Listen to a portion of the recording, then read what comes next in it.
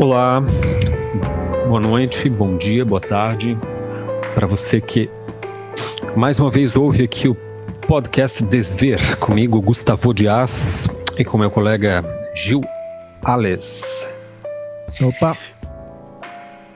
Gil, nos mandaram um e-mail, cara. Quer dizer, nos mandaram muitos, né? É a caixa cheia de e-mail sempre. Acho que a gente não está recebendo e-mail porque a caixa está lotada, porque é tanto retorno. Mas eu consegui catar um aqui do Arnon Gavioli. O Gavioli já tinha nos escrito há umas semanas atrás, mandou uma mensagem pelo Instagram e agora mandou um e-mail, assim, se apresentando, etc. Ele mora ele é brasileiro, de Rondônia, mas mora na Europa. Já há um tempo que ele mora na Irlanda. Uhum. E ele fala escreve um e-mail muito interessante, aliás, agradeço aí. Arnon, acho que é muito importante essas colocações, essas reflexões, porque daí gera um debate mesmo, né? Como o programa aqui ainda não é ao vivo, então a gente tem esse canal de comunicação, né, que é o nosso e-mail, podcastdesver@gmail.com, através do qual a gente pode desenvolver um debate, assim, né, não em tempo real, mas um debate até, de repente, mais qualificado, né? Ele mandou um e-mail longo aqui, situando, contextualizando bem o tema, que é muito interessante.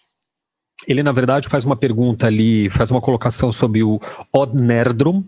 Odd Nerdrum é um artista norueguês muito importante hoje na contemporaneidade, talvez um dos maiores artistas hoje, assim, né, muito conhecido na Europa, Estados Unidos também.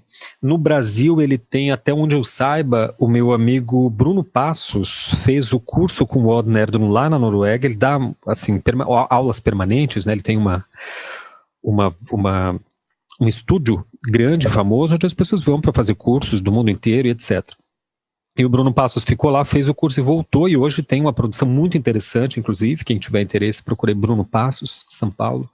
Uma produção pictórica muito incrível. O Odd Nerdrum fez isso, ele movimentou o terreno, assim, especialmente da pintura figurativa, sim, pelo mundo, né? Porque ele tem irradiando, assim, tem difundido esse conhecimento.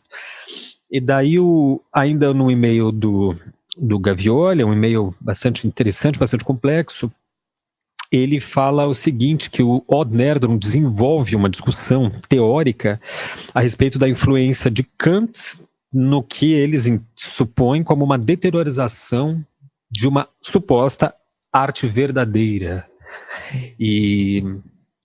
Quando começa Gavioli, assim, arte verdadeira, a gente já olha assim e fala, pois tá acontecendo aí.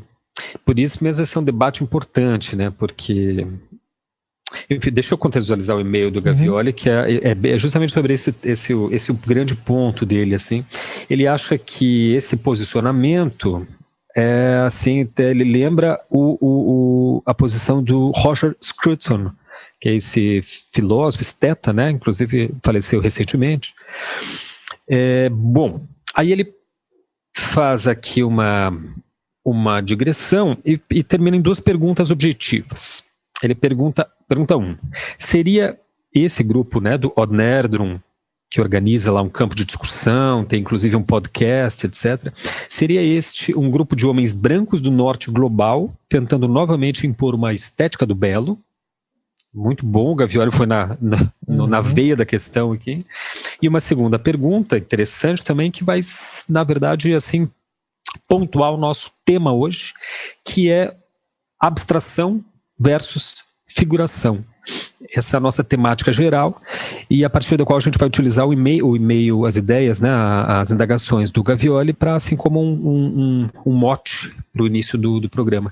A segunda pergunta é justamente sobre isso. Ele diz: considerando que existe uma demanda por parte de grupos da sociedade por arte figurativa, o artista figurativo, então, pode mesmo ser colocado na macrocategoria do artista que produz uma escultura do vazio? Aqui ele se refere ao Salvatore Garau, né, sobre o qual a gente fez um episódio, né, já lançado lá no podcast, que é a escultura de vazio, né, a escultura imaterial. Ou seja, ainda continuando a pergunta do Gavioli, são ambos artistas ou o primeiro, por ser pintor, é artesão? Aí ele conclui, essa dúvida é particularmente recorrente para mim ele, né, o Gavioli, pois como me interesso por arte figurativa, não me sinto muito pertencente ao grupo dos artistas. Me sinto mais à vontade de falar que sou desenhista ou pintor figurativo. Essa é uma bela questão, Gavioli, que não é só você que tem. Eu já vivi na pele essa mesma dúvida, já tive esses mesmos, é um sentimento, né, porque a gente não pode chegar, digamos, a conclusões muito objetivas no campo da arte, afinal são ou concepções estéticas ou intuições subjetivas mesmo.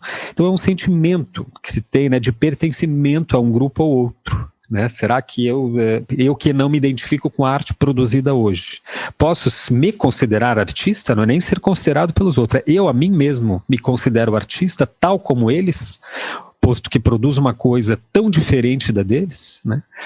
E do outro lado também, né? Quer dizer, será que assumir-se como artesão, como desenhista, como pintor, ou seja, não seria justamente uma subscrição dessa categoria a um tecnicismo prejudicial à própria categoria?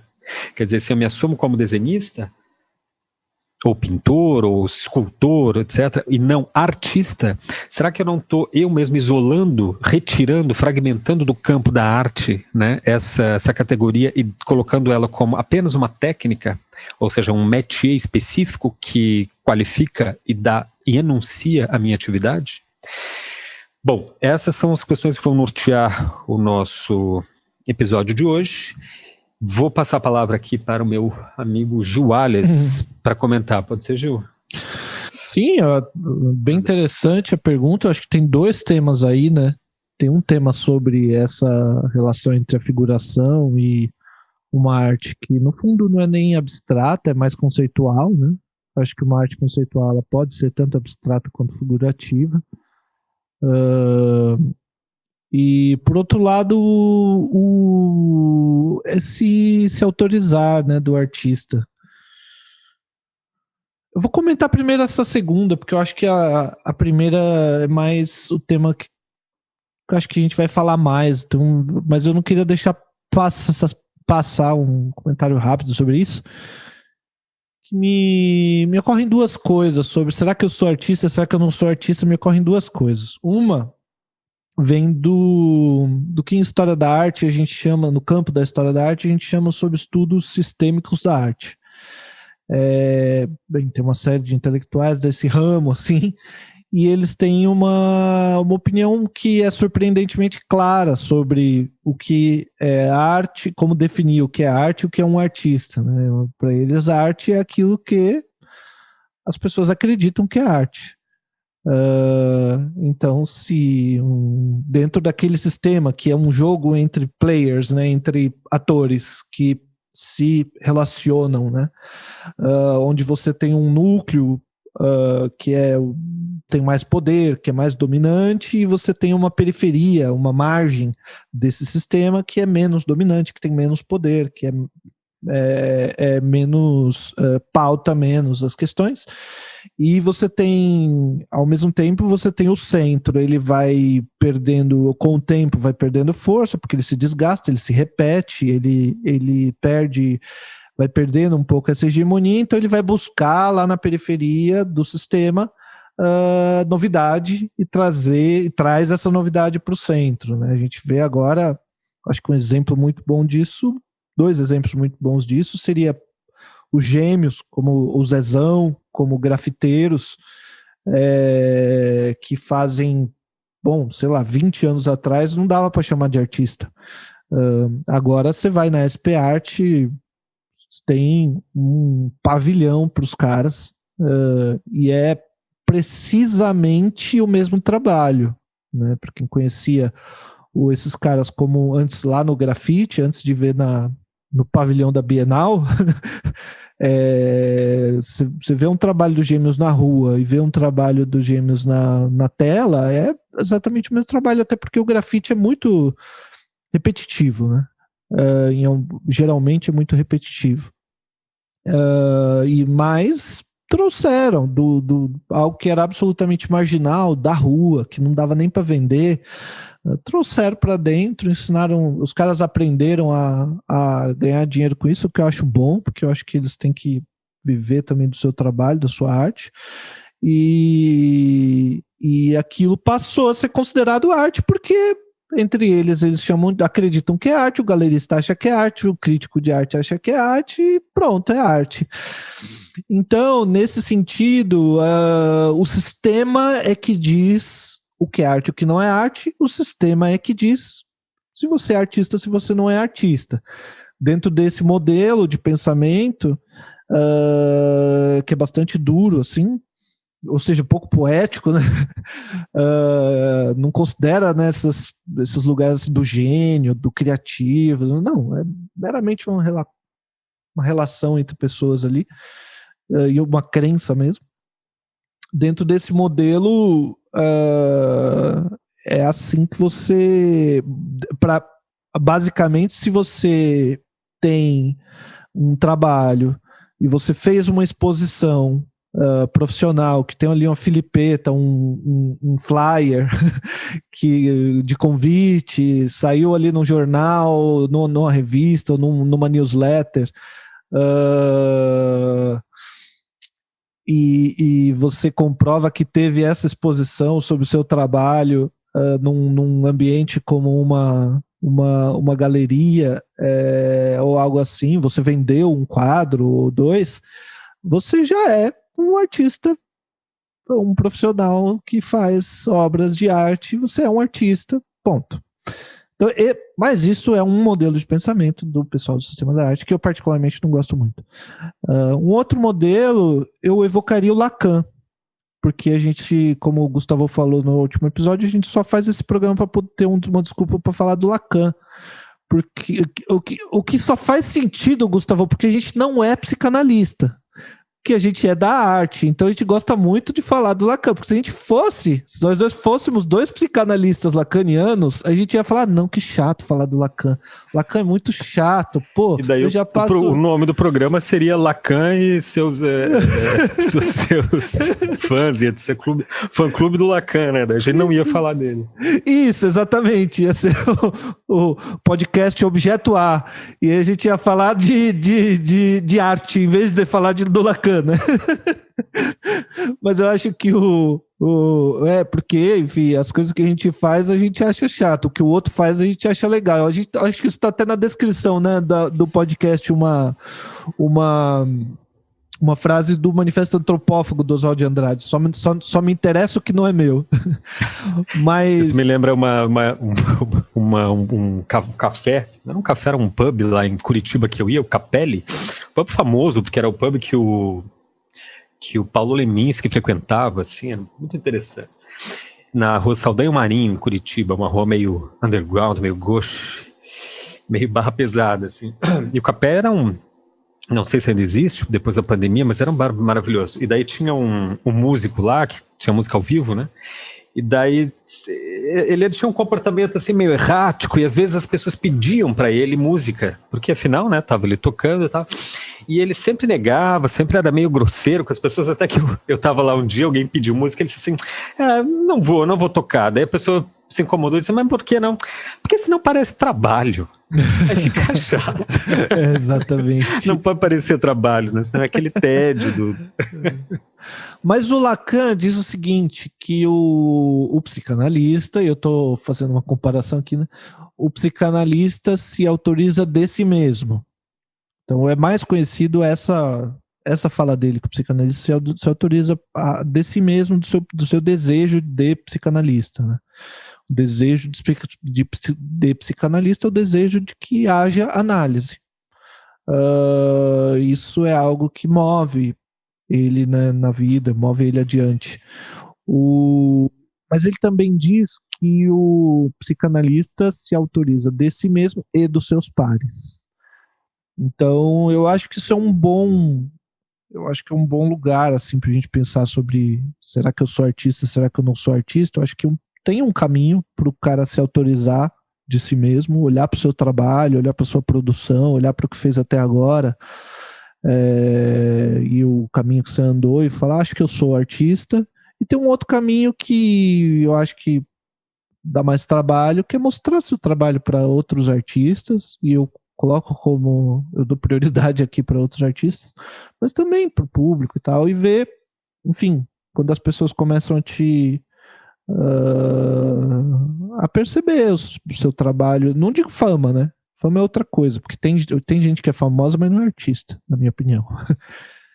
E nos ocorre um exemplo do artista que eu evito falar o nome dele, porque senão a gente falaria o nome dele todos os episódios também. Mas que faz lá umas pinturinhas engraçadinha, que vende por um bom dinheiro em Miami e que, enfim, eu teria dificuldade de reconhecer ele como artista, mas ele não precisa do meu reconhecimento para absolutamente nada. Por isso que, inclusive, a gente não vai falar que é o Romero Brito. Exato, eu me recuso. Você pode falar, você falou o nome dele, mas eu não falo. Porque, pô, ele vai ficar muito mais famoso depois da gente ter falado o nome dele, né? Aqui no nosso podcast. Esse é o problema do artista cujo único objetivo é a fama. Entendeu? Porque assim, ser famoso no meio de gente medíocre não é exatamente uma vantagem. Exato. A não ser para aquele artista que só quer fama. E para ele Exato. A quantidade de público é sempre melhor e mais importante do que a qualidade do próprio trabalho. E a fama, a quantidade de público, é algo... O sucesso são coisas muito fugidias, assim, e que tem, acho que tem pouco, principalmente na arte, mais do que outros lugares, tem muito mais a ver com a sorte, com o seu networking, com as pessoas que você conhece, porque o cara era amigo do galerista, sabe? Porque estudou na mesma escola do diretor do museu, ou porque tinha 5 mil reais para pagar uma individual num museu, sabe? Que nem o Margues, não sei se eles fazem isso ainda hoje, mas fazia antigamente, faz, né?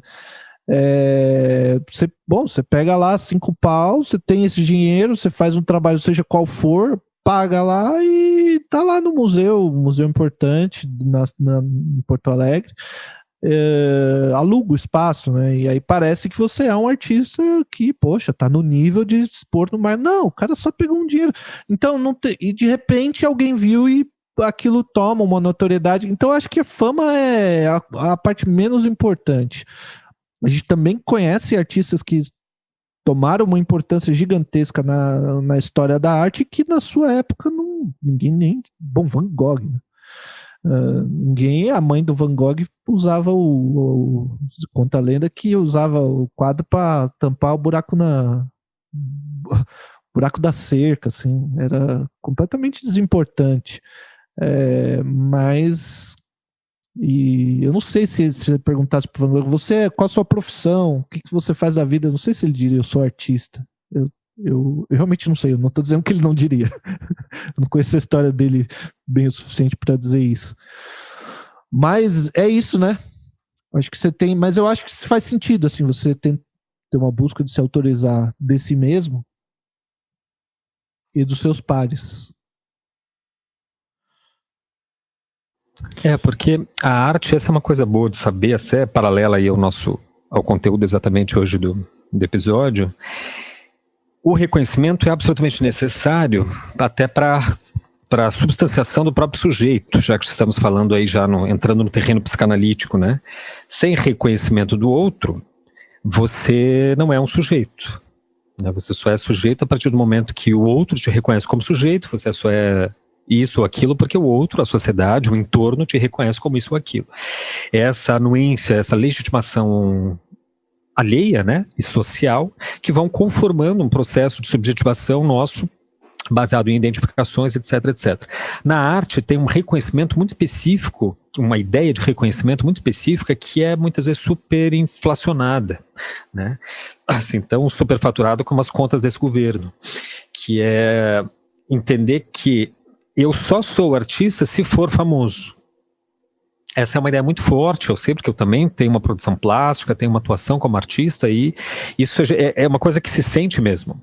Por quê? Porque se você não tem retorno da tua produção, o que hoje significa curtidas, comentários, compartilhamento, ou seja, índices estatísticos de rede social. A arte feita pro Instagram, né? O cara pinta um quadro de 2 metros, ele faz 2 metros por 2 metros. Exato. Pra caber direitinho no quadradinho do Instagram. Quer dizer, eu entendo entendo inclusive os artistas assim que lutam, né, que se esmeram por ter essa. Só que tem uma coisa que assim, fama não é exatamente reconhecimento. Reconhecimento você tem quando você tem primeiro você quer reconhecimento de quem? Exatamente. Porque você pode ter reconhecimento do sistema das artes e não ter nem Instagram. Por exemplo, Nicolás Samori. Nicolás Samori não tem Instagram. Então não tem seguidor no Instagram, certo? Só que é o maior artista da atualidade, reconhecido por todo o sistema das artes do mundo inteiro. Então, se você quer, você pode ter muitos seguidores, muitos cliques, muitas curtidas no teu Instagram, e justamente para isso você não precisa nem de trabalho artístico. Né? A tendência da arte é que quanto maior qualidade o teu trabalho tenha, mais complexo e sofisticado o discurso e menor a chance de ele ter adesão de público. Então, na arte é um paradoxo, né? Porque ela não é feita para ter esse tipo de reconhecimento imediato de rede social. A arte, sim, precisa de reconhecimento. Nós conhecemos os artistas que gostamos e que conhecemos justamente porque obtiveram reconhecimento ao longo da história, cedo ou tarde, como foi o caso do Van Gogh, né, que foi tarde demais, no caso, foi depois da morte dele, como tantos outros, mas é um reconhecimento que o tempo, né, esse que é o reconhecimento principal, eu acho, da arte, que é o tempo. A gente não tem muito tempo a perder, porque a nossa vida é curta e a arte é longa. E isso faz com que a gente se torne um pouco ansioso, né? E queira em vida, e quanto antes receber reconhecimento. Só que aí é que vem o caso. Eu acho que o reconhecimento, concordo muito com o Gil, quando ele usa, né, o autorizar-se próprio da psicanálise, do meio psicanalítico, né, onde você é autorizado por seus pares e você se autoriza, e um demanda o outro, né? Também já pensei sobre isso, já inclusive mencionei em algum curso aí que na arte esse deveria ser exatamente o processo assim de reconhecimento, de consagração, né? Quando os teus pares te autorizam, ou quando especialmente você se autoriza, quando você está realizado com o teu próprio trabalho, porque a ideia da arte, afinal, é expressar algo de si, certo? Em termos mais genéricos, assim, expressar a sua interpretação do mundo, a sua visão pessoal do mundo. Então, assim, só você pode saber se você teve sucesso naquilo ou não. Quando tu olha para o teu trabalho, você está satisfeito, você conseguiu expressar, dar o teu testemunho do mundo? Aquilo ali te satisfaz? Então beleza, então tu já tem um reconhecimento, parabéns. Você é artista. Pois é, tem uma questão que você falou que é do sujeito que se desenvolve como sujeito a partir do outro, mas isso pode dar a entender que esse outro é outra pessoa, né? Eu acho que não é bem isso. Esse outro cujo olhar a gente espera para se constituir como sujeito, no estado do espelho, acho que você está se referindo, né? Esse outro, na verdade, é uma noção imaginária nossa do outro, né? Não é o outro ele mesmo, né? Essa própria relação desde Descartes, essa relação, a subjetividade forte, assim, no termo forte, moderno do termo, do conceito que a gente pode falar, é o outro quase que não existe, né? Quase que eu não tenho como... Quase não, no Descartes realmente eu não tenho como ter certeza se o outro existe, eu tenho como ter certeza que eu existo porque eu penso e enfim. Mas por que eu tô falando isso? Porque esse autorizar-se de si mesmo envolve você você realmente não ligar muito pro outro, sabe? Não ligar muito pro outro. O outro que eu digo, opinião de outras pessoas. Porque já tem esse outro imaginário que está dentro de você, na verdade, que você supõe que exista, que você supõe na voz e no olhar de outras pessoas, né? Esse outro que já existe dentro de você já é mais do que suficiente para... Já tem uma série de expectativas, uma série de problemas, uma série de dificuldades, de questões que são colocadas para o artista. Se a gente esperar muito da opinião de outras pessoas, do que o fulano falou, o que o ciclano disse, eu acho que se a gente se pautar demais por isso, eu acho que eu nem diria que é bom nem que é ruim, mas é um lugar que você pode dar a sorte de estar acompanhado de pessoas muito interessantes, muito legais, que vão te dar um feedback, uma resposta generosa e que vai te ajudar a se autorizar como artista. E você pode... Por um acaso, mostrou seu trabalho, foi conversar com 2 ou 3 pessoas, deu azar de que essas 2 ou 3 pessoas eram pessoas completamente babacas, que têm uma noção de arte completamente enviesada e tosca. Como essa mesma, eu acho que esqueci o nome do ouvinte que mandou o e-mail. Gavioli, Arnon Gavioli. E o Gavioli falou que a verdadeira arte é a arte que, sei lá, é figurativa ou deixa de ser figurativa. Que é um... Ele falava que é uma concepção que esse grupo, né, em torno das ideias do Nerdrum... Eu entendi que não é a opinião dele, né? A opinião que ele está citando. Isso. Uhum. Mas é um critério tão estreito e tão pequeno de o que é arte e o que não é arte. Se você der o azar de ir mostrar seu trabalho para uma pessoa que tiver um conceito assim, ou o conceito próprio do belo, que ele cita também, né? É bonito ou é feio? E assim, hoje, no século XXI, depois de tudo que a gente, na situação da arte que a gente está, você se pautar pelo belo ou pelo desvio do belo como critério para decidir se algo é arte ou não é arte, é uma coisa completamente absurda, absolutamente absurda, algo que já está ultrapassado há séculos. Enfim.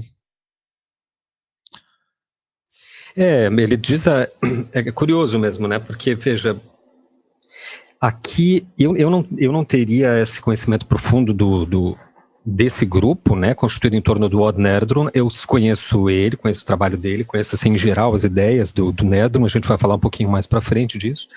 Tenho amigos que estudaram lá, né, que é com eles, e eu sei que ele faz isso, ele mesmo, o Nerdrum tem uma opinião, né, uma posição de sempre aglomerar artistas. É isso que ele defende mesmo, de criar contexto. Agora não dá para aglomerar, né?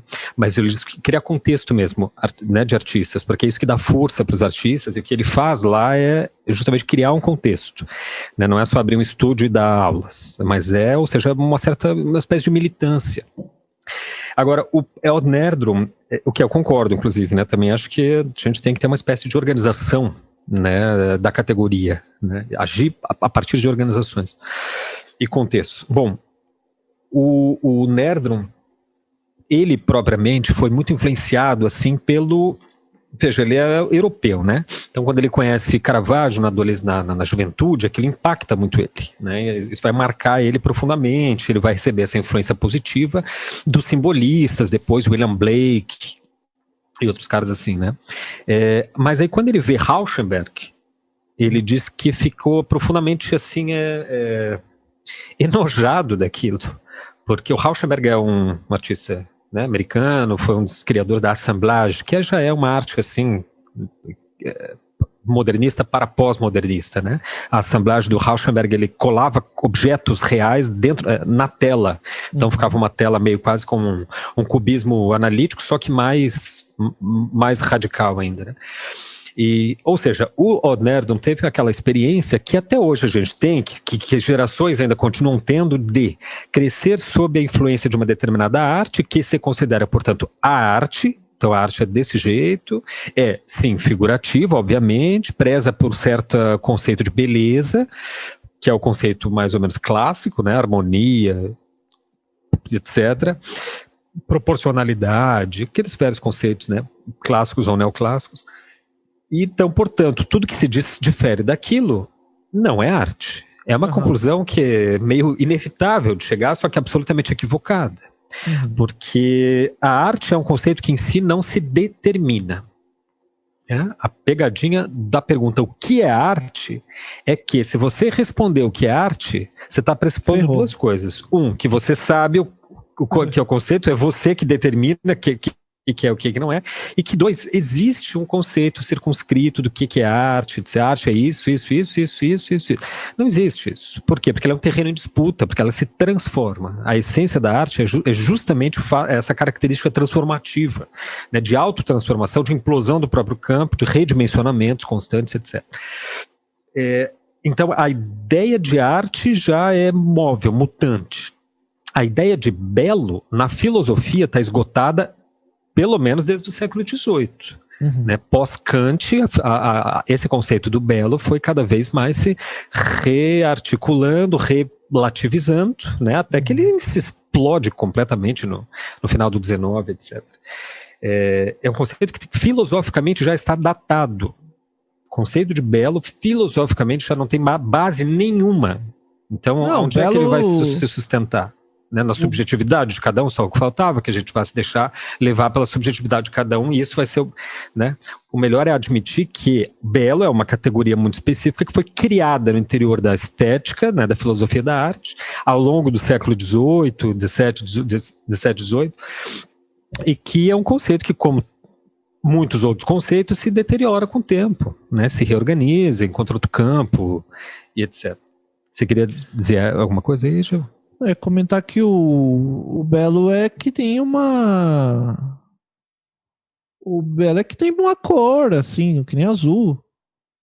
Tipo, pra gente hoje é uma ferramenta como qualquer outra. Eu posso usar o belo. Nessa você olha para um trabalho e fala, nessa pintura aqui você investiu no belo, né? Sim, foi. Nessa aí eu escolhi isso. Você poderia fazer o oposto, né? Não, essa aqui foi mais por grotesco. Mas usar essas categorias como no sentido judicativo, né? No sentido de quanto mais belo, melhor é o trabalho, ou pior ainda, quanto mais belo, mais aquilo é arte, é algo que realmente tem séculos que já não tem sentido. Tem uma curiosidade. Estudando história da arte, a gente fala muito do belo, assim, né? E a gente fala desse jeito, não fala aquilo é belo, desse sentido como adjetivo, a gente fala como substantivo, o belo, né?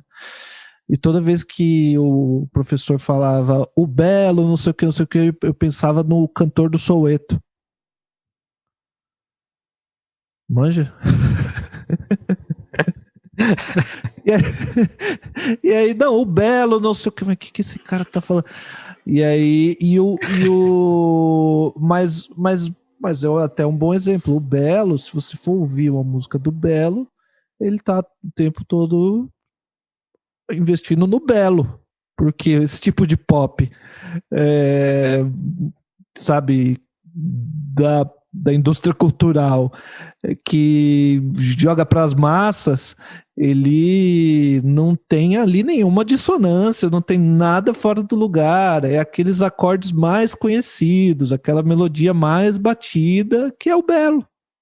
É o belo. Então, nesse sentido, o belo é uma boa referência para entender o belo. Veja, se você acredita minimamente que a arte é, de alguma forma, assim, absolutamente genérica, expressão da vida, então a arte já não pode ser o belo, porque o belo é um fragmento da vida. O belo é justamente um fragmento estetizado da vida. Então você seleciona algumas coisas, estetiza, passa por um processo de formalização, né, porque o belo é uma categoria absolutamente específica, né, tem que ter proporção, harmonia, não sei o que, composição equilibrada, ou seja, né, assim como os neoclássicos fundamentaram lá Winckelmann, Schiller, Baumgartner, todos aqueles, né, teóricos do fundamento ali da estética do século XVIII. Então você pega uma parte da vida, esteticiza aquilo e daí diz que isso é arte. Mas será? O belo ele eu acho que ele aparece como uma grande potência justamente pela sua ausência, né? Na natureza, na vida. Uma paisagem muito bela deveria necessariamente ser uma paisagem que você viaja para ir lá ver aquela paisagem, porque aquele encontro específico de elementos numa paisagem para que aquela paisagem se torne, né, entre nessa categoria, é algo raro, né? E o belo, assim, como algo que te surpreende, né? Como algo que você tá ali viajando de carro e de repente você olha pro lado e fala, puta que pariu, sabe? E aí você encosta no acostamento, puxa o freio de mão e para olhar aquilo ali, porque te chama. Isso aí sim, se uma obra de arte conseguir te provocar isso, eu acho que ela fez algo, mas ela pode fazer outra coisa também, né? Não é. Eu acho que a gente não deve se pautar por absolutamente, como artista, por absolutamente nenhum critério. Por absolutamente nenhum critério. Tem um trabalho de um autor da sociologia muito conhecido chamado Eduardo Said. Ele é mais conhecido pelo trabalho dele sobre orientalismo e tal, mas tem um outro trabalho dele que chama Representações do Intelectual, que é uma transcrição de uma conferência que ele fez por rádio em 1993, se não me engano. Hoje em dia, acho que tem em português, pela Companhia das Letras. E é um livro curtinho, assim, mas muito interessante, que ele fala sobre como o intelectual está enredado por coisas que determinam o modo dele de pensar e o modo dele de produzir conhecimento. E eu acredito que a gente pode pegar tudo que ele fala ali, tirar a palavra intelectual e colocar artista no lugar que funciona igual. Mas ele vai analisando com cuidado como que a universidade trata o intelectual. Então, assim, eu vou dar exemplos aqui que não necessariamente estão lá, porque faz muito tempo que eu li esse livro também, mas assim, sabe, então eu quero fazer um mestrado, uma dissertação de mestrado, sei lá, escrever um artigo sobre tal assunto, eu preciso pensar será que tem um orientador sobre esse, que vai querer me orientar sobre esse tema? Esse tema, se eu escrever sobre ele, eu vou ser chamado para uma banca de sabe, para um evento, será que vão publicar isso aqui? E quando você começa a pensar desse jeito, você parou de pensar, virou marketing. Não é mais pensamento, sabe? E da mesma maneira, aquilo que já foi pensado antes, aquilo que não foi pensado antes, a verba, né? Se você tem verba tal, se eu for pesquisar tal assunto, eu tenho muita verba, vou pesquisar um outro assunto, eu não tenho verba nenhuma. E quando você olha como funciona o sistema das artes, tem um baita de um baita de um.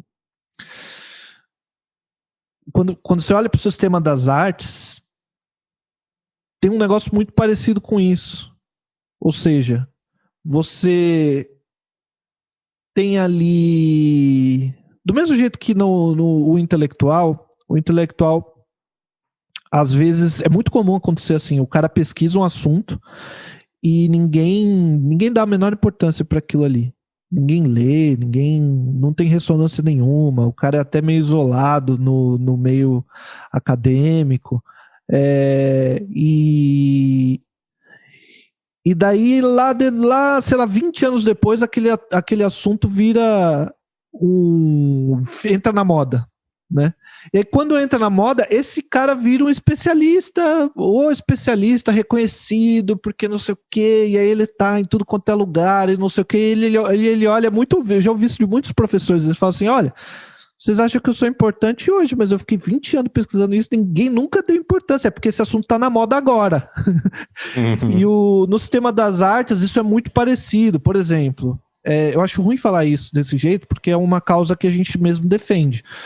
Mas no Margs, aqui em Porto Alegre, agora a gente vai ter, este ano, no ano que vem, uma exposição grande com um recorte sobre relações raciais e o negro. Algo que de repente nunca teve, né? E aí você olha, o outro museu também está fazendo, o outro museu também está fazendo, e aí um artista que nem o Maxwell Alexandre, por exemplo, que trabalha a questão da periferia do negro, Pardo é o papel, não sei o quê, de repente toma uma importância que ele não tinha.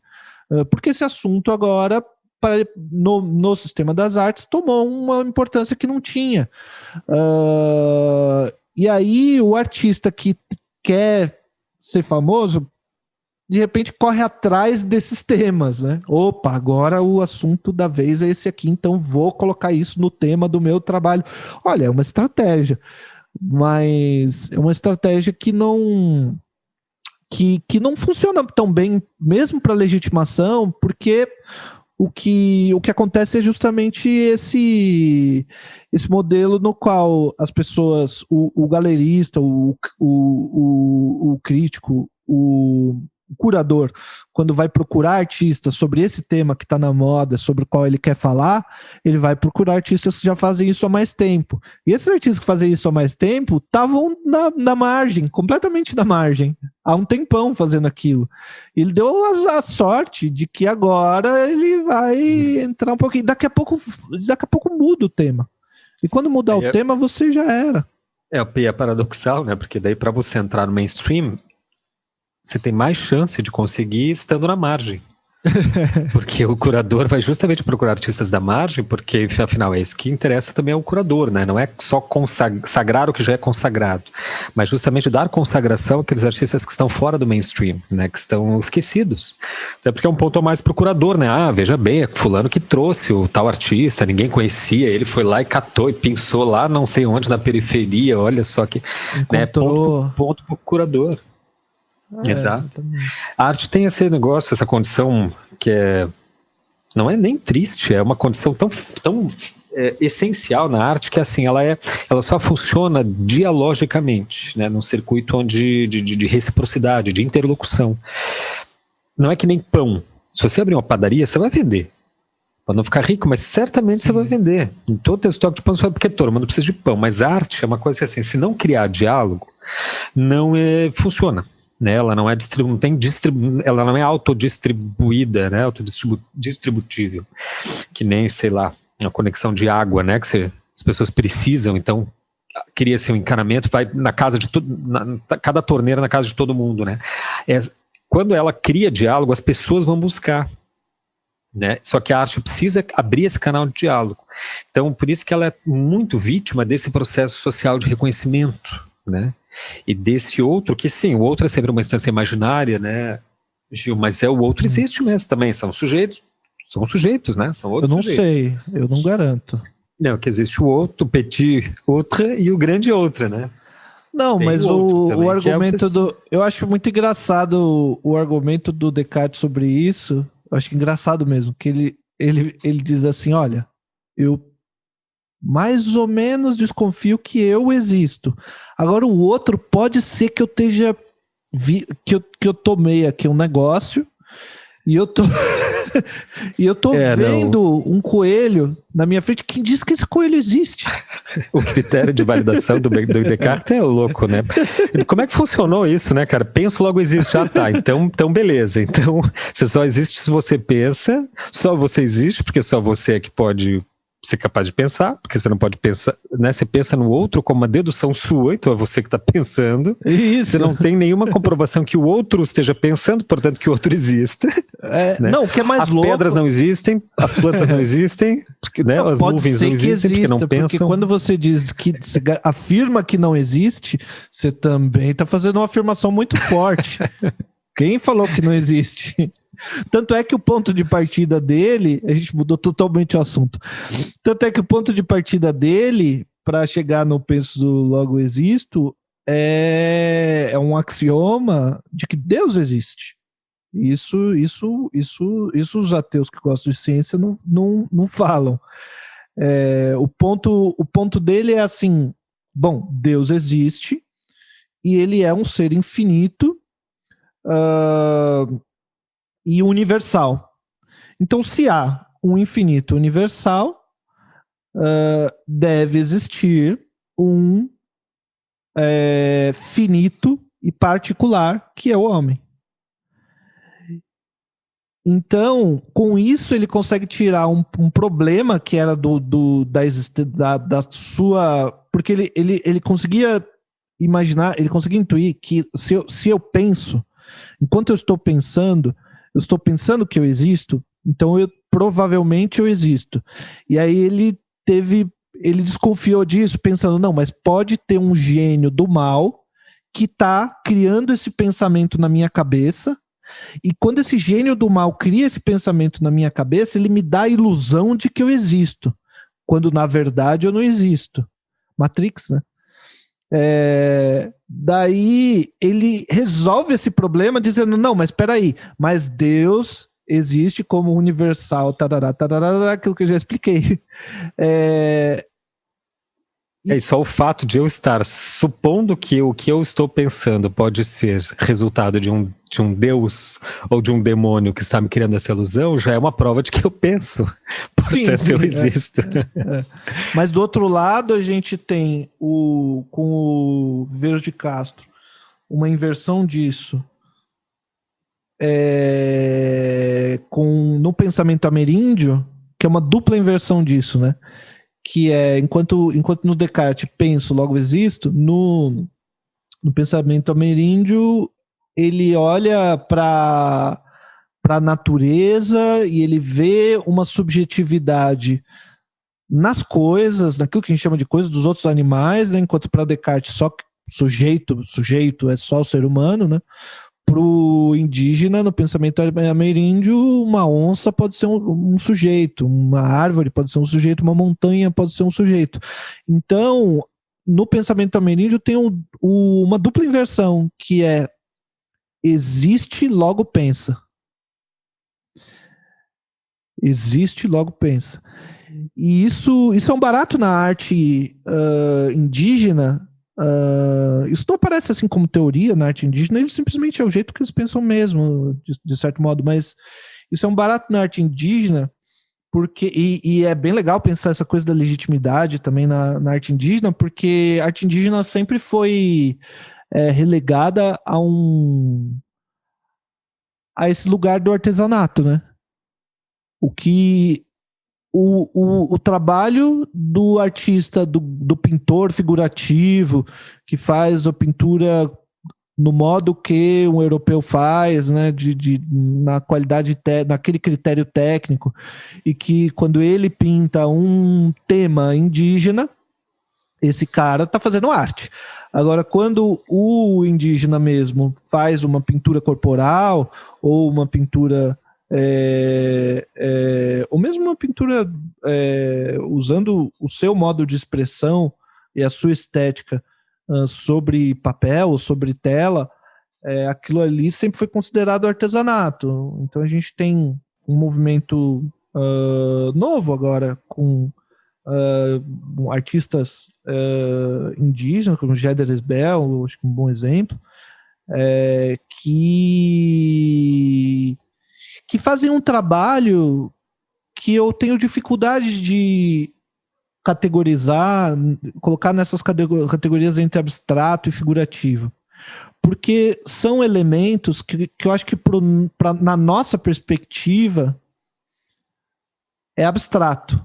A gente olha, a gente vê aqueles... É bem comum, né? Quando você pensa assim em elementos decorativos indígenas, você já pensa ali aqueles traços diagonais para cima e para baixo, né? Com pontinhos, formando assim meio que um zigue-zague.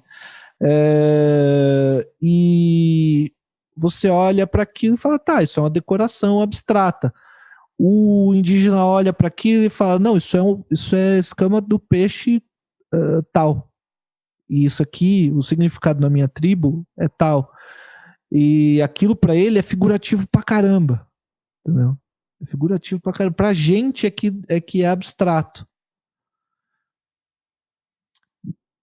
Me lembra uma... Fala aí. Interessante, né? Porque isso aí já... Vou aproveitar para voltar à pergunta do nosso ouvinte aqui que mandou e-mail, que é o Gavioli, né? Como a gente começou essa questão, que ele sente esse lugar de pertencimento, ele não se sente muito legitimado para se chamar de artista, né, porque justamente ele é assim da categoria do desenho, das plásticas, né? Então ele fica confuso entre se se entende como artista ou como artesão, né, por fazer um trabalho plástico, né, diferente do que se faz aí na dita arte contemporânea. Mas o que você falou aí, acho que amplia o escopo da questão e deixa ela mais interessante. Porque o que é abstrato e o que é figurativo? Tem que começar aí, né? A figuração contemporânea, que eu tenho esse movimento que hoje eu acho que é global, né? Ligado à pintura, à escultura, enfim, a figuração, em especial realista, e que está rolando no mundo inteiro, né? Inclusive no Brasil, ainda modestamente, mas temos artistas também muito interessantes atuando dentro dessa categoria. Eles são assim, é figuração, só que se a gente analisar bem os trabalhos, é muito radicalmente diferente da figuração clássica, da figuração da tradição, né? É uma figuração que utiliza, primeiro que desagrega a própria figuração, para usar aí de novo o exemplo do Nicolas Samori, porque é o mais emblemático, né? São trabalhos figurativos, ele utiliza de reproduções de telas figurativas da tradição, no caso barrocas ou bizantinas, etc. Só que ele desconstrói a figura, desconstrói a própria figuratividade, especialmente ao intervir sobre o material. Então ele sai do campo da tela, né, e faz alguma intervenção, por exemplo, rasgando a pintura, enfiando uma estaca na pintura, esse tipo de gesto, assim, né, que é bastante típico do pós-moderno. Quer dizer, ele é uma certa prova de que hoje a figuração e a abstração já são coisas que ou se implodiram a si mesmas dentro, né, esgotaram-se enquanto categorias artísticas ao longo da história, dos últimos 50 anos, ou se fundiram a tal ponto que hoje não é bem claro onde termina uma coisa e onde começa outra, né? A partir do momento que a arte pós-moderna, ou o próprio modernismo foi lido enquanto linguagem, por exemplo, podemos falar aí da leitura da Rosalind Krauss, né, que lê o modernismo como não exatamente uma disputa entre figuração e abstração, isso e aquilo, mas como linguagem simplesmente, como desenvolvimento da linguagem, dos códigos da linguagem visual. O que é figurativo, o que é abstrato, perde o sentido, porque é tudo linguagem. Então, se eu pego um monte de quadradinho e boto um em cima do outro, é abstrato, eu posso pensar em Mondrian, né? Só que se eu pego esses mesmos quadradinhos e rearticulo eles e olho a distância, pode ser uma imagem de computador com bits ampliada, que dá uma figura, por exemplo, entendeu? Só a gente pode continuar no exemplo do Mondrian, pegar aqueles quadradinhos dele, né, e entender que aquilo ali nasceu da exploração formal, por exemplo, de uma árvore. Uma árvore que ele foi reduzindo a árvore, não aos seus elementos representacionais, mas a códigos de linguagem, e foi batendo, né, experimentando esses códigos de linguagem até que eles se depuram nas formas essenciais, cores primárias, quadrados brancos e pretos. Então o que ele está fazendo é uma experimentação de linguagem em si. O que é abstrato e o que é figurativo nesse contexto? Pois é, essa própria noção de, acho que separar as coisas entre figurativo e abstrato como se fosse, principalmente como se fosse o figurativo é de antigamente, abstrato é mais moderno, mais novo. São coisas completamente sem propósito, né? Tem aquele trabalho interessantíssimo do Jorge Dilberman, eu gaguejei aqui, mas o nome dele é Dilberman mesmo, né? Eu falei uns 4 Didi, né? É porque repete mesmo de Dilberman, né? Isso. Do Jorge Dilberman, ele tem um trabalho interessante sobre Frangélico. E tem lá um afresco um artista da Renascença, né? Frangélico. E é muito bom. Eu gosto muito do Frangélico, sabe? Ele tem uns anjos assim com umas asas assim pontiagudas, assim, parece uns X-Men, assim, que eu olho assim e falo, porra, Frangélico é muito foda. Mas não é isso. Só queria fazer uma observação. Essa é a minha opinião, só aqui não no é podcast Desver que você vai ver os anjos de Frangélico relacionados com X-Men. Pô, mas é muito... Não, mas os quadrinistas são muito eruditos, meu. Eles estudam, eles conhecem a história da arte todinha. Esses quadrinistas bons, assim, da Marvel e tal, os caras conhecem tudo. Eu não tenho a menor dúvida que o cara, na hora de fazer o anjo lá do X-Men, ele não viu o Frangélico e falou, opa, essa asa aqui, mais asa com muita peninha, não tá tão legal, agora uma asa assim mais mais enxuta. Mas enfim, que o Didi Uberman fala do Frangélico, ele pega esse... ele tem uma coisa assim com o olhar e tal, que eu acho que tem muito a ver com essa nossa ideia do desver aqui. Que é essa... Eu não sei se eu já falei isso em outro episódio, mas essa diferença... Falo de novo.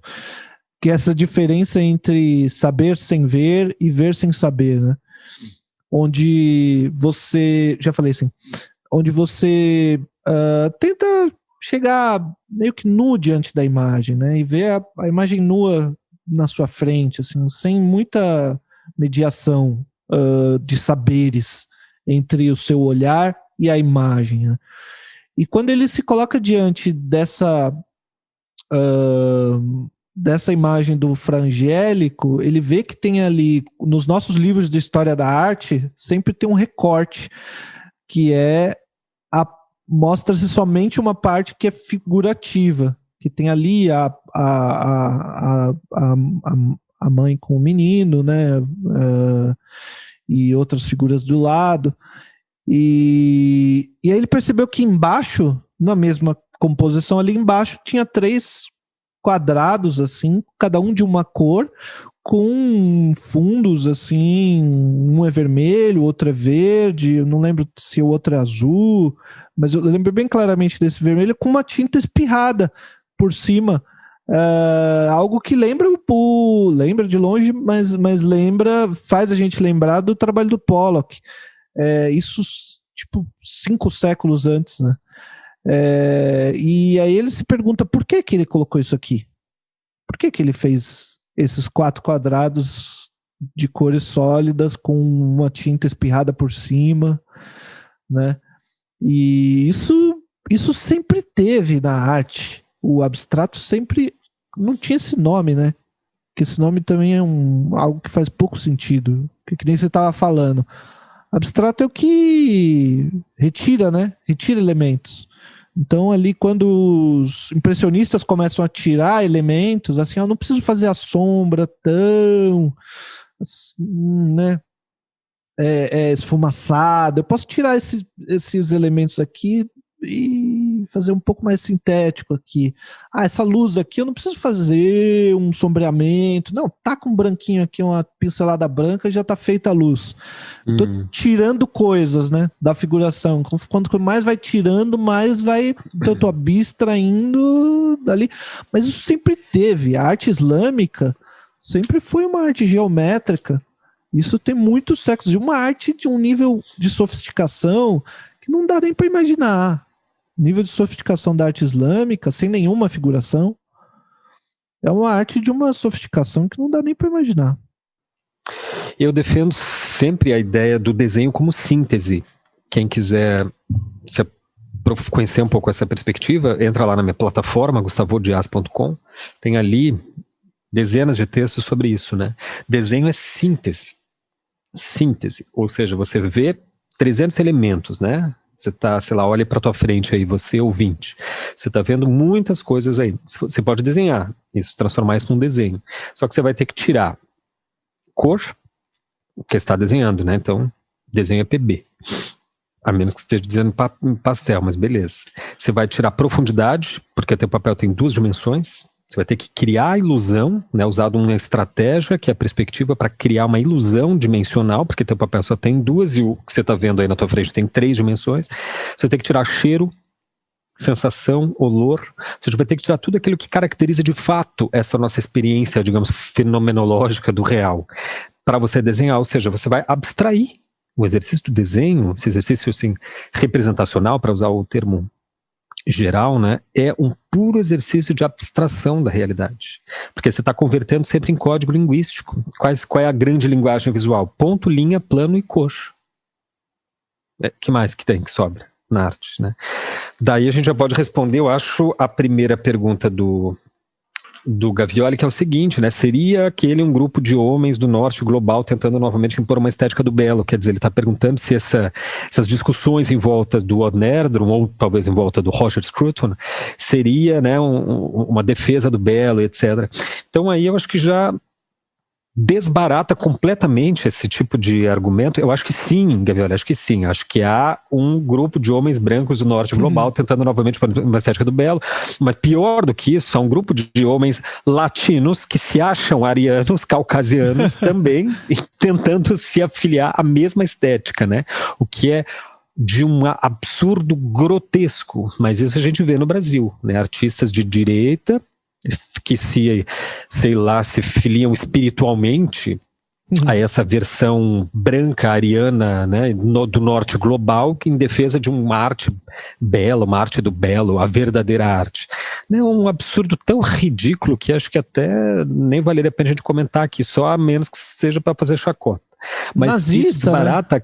É nazi, é proto-nazi. Nazista, né? Não vale a gente... Vale, não tem que falar, né? Isso aí tem que banir simplesmente. Nazismo já não discute. Fascismo, mas vale nazismo. lembrar, porque não é óbvio que essa noção do belo era a referência no nazismo, né? Então, o modo deles de pensar, em que há, né, o modo fascista de pensar, assim, tem nós e eles, né? Então nós somos mais elevados moralmente, nós somos mais evoluídos e eles são, né, os outros que são o inimigo, que estão sujando nossa existência, então nós temos que destruí-los. E nós somos, o que nos representa é o belo. E é impressionante como tem arquitetura nazista, Gustavo, no Brasil. Outro dia eu tava no sul da Bahia, numa cidadezinha, aí eu tava passeando com a minha esposa e eu olhei assim um prédio bem bonito, era o centro comercial da cidade. Eu bati o olho, eu falei, isso é nazista. Aí ela falou, hã? Eu olhei, se você conhece um pouquinho de arquitetura nazista, você bate o olho, você vê aquele tipo de janelinha, aquele tipo de friso, isso é arquitetura nazista, vamos entrar. O Brasil é cheio, né? É cheio. Aí eu entrei, olhei lá dentro, tava assim, o nome do arquiteto era alemão, talvez por acaso, no sul da Bahia. No sul da Bahia, numa cidadezinha no sul da Bahia. Mas quando tem esse impulso de dizer, né, de separar o que é arte bela da arte degenerada, esse mesmo impulso que a gente falou outro dia, quando a gente falou do Labete, quando a gente falou do Queer Museu, né, eu acho que no último episódio que a gente gravou, quando tem esse impulso de dizer, não, a arte, ou mesmo quando a gente falou da arte da merda em lata, né, fala-se muito da merda de artista, não no sentido de, que nem a gente fez, de questionar a arte conceitual, mas no sentido de exaltar essa arte que se pauta apenas pelo belo, né? E na boa, essa arte do belo aí, quando eu prefiro ouvir o Soweto, viu? Pois é, porque você veja, né, você circunscreve. Eu sei porque eu já caí nessa, viu, Gavioli, pessoal aí, eventual de defensora desse tipo de arte do belo. Eu, a minha adolescência, a juventude inteira, passei acreditando nesse tipo de armação, entendeu? Só que esse é um pensamento, primeiro, que colonizado, né? Um pensamento assim, imperialista que a gente introjetou. Esse é um pensamento que foi colocado, né, aqui trazido no Brasil, imposto, né? Tem um processo histórico que todo mundo conhece, né? Vinda da Missão Francesa Artística, né, em 1808, que veio para cá justamente para ilustrar os babaquara caboclo aqui, que não tinham arte, que não tinham nada, que não tinham cultura, né? Então vamos trazer a alta cultura. Quer dizer, um debate assim que, pelo amor de Deus, a gente tem que voltar assim, algumas casas atrás, né, para se contextualizar isso, de tão atrasado. Aí tu circunscreve um tipo de produção absolutamente específica, Porque o belo, né? Se for que é belo, então vamos ser belo. Vamos puxar lá as regras do Winckelmann e vamos ver o que é. Vamos ver se essas composições desses caras realmente entram dentro da categorização filosófica da estética do século XIX, XVIII, do belo. Que daí eu quero ver, bater ponto a ponto. O belo é muito específico. Muito específico. E daí diz assim, ó, então hoje a arte é só aquilo que responde a uma categoria específica feita no século XVIII por meia dúzia de filósofos alemães. É isso que é arte. O resto não é arte. Ou o resto é arte degenerada, ou é, sei lá, feio, não sei como é que se contrapõe isso, né? Então, eu acho que isso está assim, meio superado, né? Só o fato de não haver exatamente uma distinção precisa entre o que é abstração e figuratividade já invalida a própria ideia de belo, em termos de conceito formal. Como Sim, pode ser belo se não existe exatamente... Quer dizer, a beleza depende de uma sensação subjetiva, né? Você falou do caso da viagem, né? Que você pode parar o carro no meio da estrada diante de uma serra, de uma paisagem bonita. Só que você pode parar o carro diante no meio da estrada, se você atropelou um tatu e você viu o cadáver do tatu e teve uma experiência estética. Total. Às vezes mais poderosa do que uma vista de paisagem, que lá na faixa de céu, uma faixa de mato, uma faixa de estrada. Não, eu me lembro quando adolescente, eu já estava estudando para ser designer, estudando assim de modo autodidata, minhas coisas são tudo eu sou muito autodidata, na verdade. Eu falo estudando, quer dizer que eu estava lendo alguma coisa. Mas eu me lembro sempre vivi muito na periferia, né? Eu me lembro de parar e ficar olhando para uma parede, assim, que não tinha grafite, não tinha nada. Eu tava curtindo sei lá, um musgo que tava descendo ali e que formou uma textura, ou uma porta que tava se decompondo ali, ou de ferro, com ferrugem, e que eu tava olhando, e eu parava e ficava assim, sabe, devia parecer um maluco, né? Mas parava e ficava admirando esses elementos assim com os quais a gente se depara, porque aquilo para mim era uma inspiração para algum trabalho, podia ser que eu fosse fazer, né? Tinha um sentido, assim, não é que eu consigo ter um gozo estético com qualquer coisa. E o que é o que me incomoda muito aqui em cidades como aqui no sul, Gramado, ou talvez até Curitiba, alguns bairros, que é tudo muito limpinho, tudo muito organizado, tudo feito de acordo com o que o arquiteto desenhou, e as coisas meio de plástico, principalmente Gramado aqui em Porto Alegre. Eu odeio Gramado, mano. E eu sou de São Paulo e eu moro em Porto Alegre, e toda vez que vem um amigo, um primo nunca veio, mas um familiar aqui para me visitar, eu tenho que ir na porra de Gramado toda vez, Gustavo. Toda vez eu tenho que ir na porra de Gramado de novo, e eu odeio aquela cidade. Porque as cidades em volta até que são legais ali na Serra, mas Gramado, você olha e você vê, é que nem a cidade de Hopi Hari, sabe, Disney. É tipo, você vê que é uma cidade que foi inteirinha feita por arquitetos, um negócio de plástico, imitando aquelas casinhas que no norte da Europa é feita daquele jeito, porque se não fizer daquele jeito, vai cair neve e o teto vai desabar, entendeu? E aqui eles fazem isso, cai 1 milímetro de neve a cada 5 anos, e o cara faz aquele teto assim, bem verticalizado.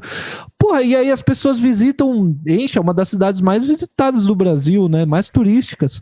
Porque elas olham aquilo e acham belo, né? Ah, que lindo, essas casinhas, não sei o que. Aquilo pra mim não...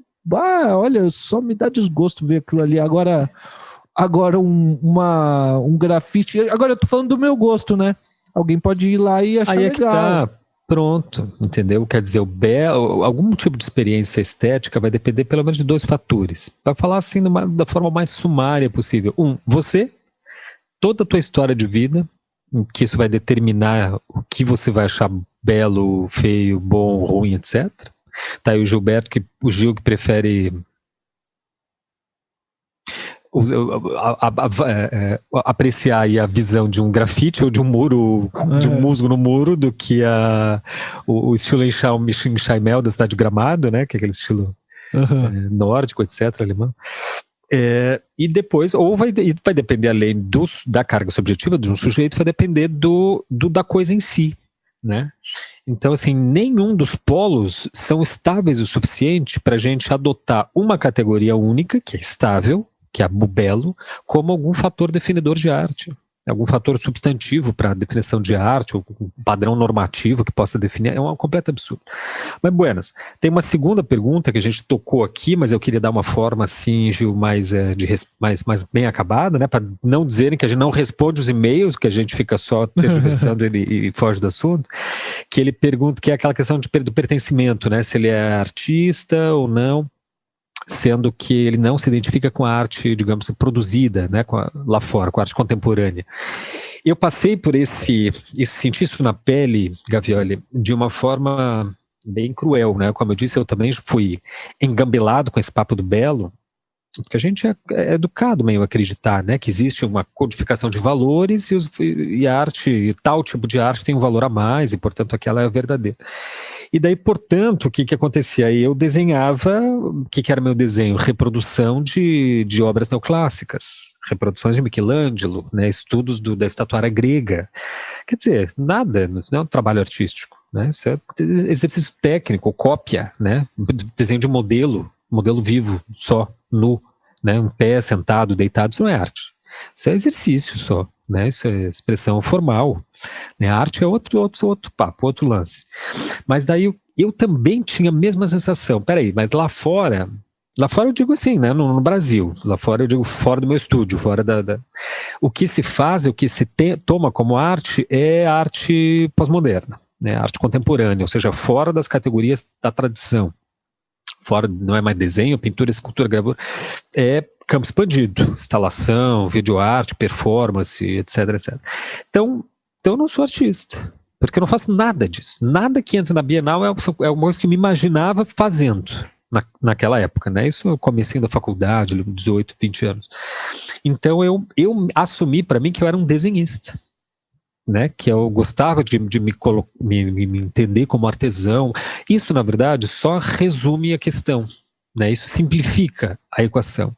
Hoje que eu também superei essa crença de que existiria uma verdadeira arte, etc., eu também superei a segunda pergunta. Quer dizer, eu acho que sim, eu sou artista. Não é só porque eu produzo arte hoje, portanto é arte contemporânea, não é assim. Não é só porque você produz arte hoje que a tua arte é contemporânea. Isso, de novo, é simplificar a questão, né? Mas por quê? Primeiro porque o que se produz lá fora, agora falando fora do Brasil, é figuração, né? Eu tenho insistido nesse ponto aqui, figuração contemporânea, normalmente realista, e o meu trabalho mudou também. E eu consegui hoje fazer uma ponte, né, creio eu, fazer uma ponte com as questões da contemporaneidade por meio do desenho, por meio da técnica. Então a técnica deixou de ser um fim do meu trabalho e passou a ser um meio, um instrumento, né, um médium a partir do qual eu poderia criar interlocução com o mundo. Então eu acho que hoje sim me considero artista porque estou dentro digamos, dessa chave, né, de produção artística que, digamos, autoconsciente, né, da sua própria função. Né? Acho que o artista tem isso também. Se você apenas aplica tecnicamente um ofício, o que eu acho muito difícil que aconteça, né, aí você se considera um artesão. Mas eu acho difícil que esse seja o caso. Né? Eu acho que você tem, sim, além da técnica, uma intencionalidade de produção, uma criação, né, uma elaboração poética, e isso suspende a categoria artesanal e coloca ela em função de uma produção poética, de uma criação. Né? E a técnica passa a ser meio e não fim, como no caso do artesanato. Pois é, mas essa própria noção de pós-moderno no Brasil também tem uma história interessante, né? Quando a gente fala quando a gente faz esse paralelo entre figurativo e abstrato, acho que a gente não pode deixar de falar, principalmente falando do artista brasileiro hoje, né? Dessa história que tem a ver com ali, bom, o modernismo privilegiou a abstração, né, com Kandinsky, Mondrian e os suprematistas russos, né, Malevich, pensando, em 1905, 1915, pensando uma realidade revolucionária que é construída a partir de noções assim futuristas ali da tecnologia e como que a ciência, a tecnologia estavam transformando o mundo, e a partir da imagem da máquina, né? E como que essas relações formais que são geométricas da máquina podem ser aproveitadas e utilizadas na arte. E nos Estados Unidos a gente tem meio que uma outra coisa que é muito distante disso, que é o expressionismo abstrato com o Pollock, que a gente já falou bastante, mas tem trabalhos mais interessantes no expressionismo abstrato do que os do Pollock. Mas, e depois o campo de cor com Rothko, e aí nos anos 60 isso estava muito quente, né? E essa briga entre Estados Unidos e Rússia, Guerra Fria, que é até um assunto para outro podcast que a gente pode abordar isso com mais densidade, mas localizando aqui, a gente tem nesse clima dos anos 60 o surgimento de uma outra arte no Brasil, com a Lígia Clark, Lígia Pape e Elliot Sica, e a crítica construída pelo Mário Pedrosa, onde ele olha para essas relações, para essa guerra que estava acontecendo, né, e fica do lado de do construtivismo, né, enfim, essa arte que fica chamada de neoconcreta. E ele olha para o trabalho do Elliot Sica e usa pela primeira vez a expressão, muito antes do conceito que ficou marcado para a gente, ele usa a expressão pós-moderno. Ele diz que o Elliot Sica, o Parangolé do Elliot Sica, enfim, esses trabalhos do Elliot Sica não estão mais dentro, mas nesse sentido, bem específico, né? Esses trabalhos não estão mais dentro do campo da abstração, do jeito de pensar que a gente estava acostumado a lidar no modernismo. Então o Elliot Sica é um artista pós-moderno nesse sentido do Mário Pedrosa, mas ele estava pensando como um esquema artístico que está rompendo com a representação, né, com a representação da realidade, enquanto criava uma outra dimensão estética ali, construtiva, com a referência na arquitetura dos comunistas que fizeram Brasília. Então, essas relações que o Mário Pedrosa traz são relações assim de construtivismo mesmo, nesse sentido próprio, de vamos construir outra coisa, vamos construir outro mundo que não é esse. E isso tem uma coisa que ao mesmo tempo é muito potente, muito interessante, ou eu diria de maneira mais precisa, era muito potente, muito relevante, muito interessante, porque vira, por outro lado, uma prisão no Brasil, que se você vai na Monumenta, essas grandes exposições internacionais, até hoje, referência de arte brasileira, Lígia Clark, Lígia Pape, Elliot Sica. E tudo que é feito, você vai nas bienais aqui no Brasil, né? Você vai nas bienais aqui no Brasil, você vê o que outros artistas assim grandes e bem consolidados, você vai ver um trabalho que está ainda lidando com essas experimentações que foram feitas ali naquela época. E agora isso, por um lado, por um lado, eu acho que eles abriram veios interessantes ao deixar um pouco de lado a mimesis, a representação. Por outro lado, virou uma prisão, né? Porque parece que qualquer tipo de arte que não está nesse lugar não é interessante, não é importante, não serve, né? Você tem que ser um filhotinho da Lygia Clark, Lygia Pape, Elliot Sica para ser alguém no Brasil, né?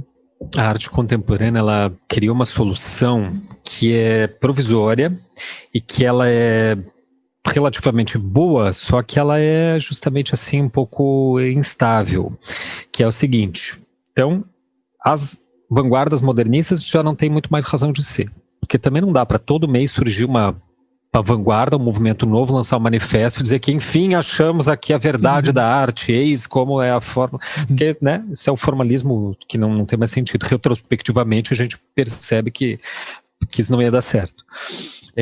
2, passamos pelo moderno, pelo pós-moderno, e já estamos, assim, em outro lugar. Então, qual é a solução que a arte, pelo menos provisoriamente, encontrou? Tudo é arte. Ou é arte aquilo que o sistema das artes reconhece como arte. Foi o que o Gil comentou no início do episódio. Porque afinal, assim, se não tem nenhum padrão normativo externo, né, a que os artistas tenham que responder para serem tidos como artista, então não tem critério para julgar, né? Se a velha crítica se transformou completamente, inclusive se pulverizou em vários locais, pode-se dizer assim, né? Então também não tem mais nem quem julgar. Né? E julgar sobre que critérios que também não existem. Então, melhor assim, que o artista se autorize, que o sistema dê a anuência e ele daí então isso é um pouco, eu digo provisório, porque eu digo que é um pouco instável, porque daí, obviamente, né, dá margem para sei lá, para expressões que tem muito pouco de arte, na verdade, né? Expressões que entendem o meio, entendem o jogo, entendem o xadrez de como é o funcionamento do sistema, e daí joga nesse sistema para se estabelecer como artista, né? Enfim, normal, né? Acontece charlatões em todas as áreas, não é porque na arte. Agora, em algum momento. Somos isso especiais, né? Nós não somos especiais. Se tem charlatão na medicina, no direito. Exato. Porque não haveria entre os artistas. Você não é privilégio da arte. Então, em algum momento, eu acho que isso vai ter que se equacionar assim, de forma melhor. Eu não sei exatamente como, né? O fato é que, para o momento, o que se tem é isso. É uma não determinação, ao mesmo de um lado, uma não determinação do que é o que não é arte, né? Então você pode simplesmente autorizá-los como artista, ninguém exatamente vai dizer que você não pode, ou vai ter algum conceito para referendar se isso é legítimo ou não. Só que, de outro lado, também há uma abertura para acontecer, como o próprio Gavioli cita no e-mail, né?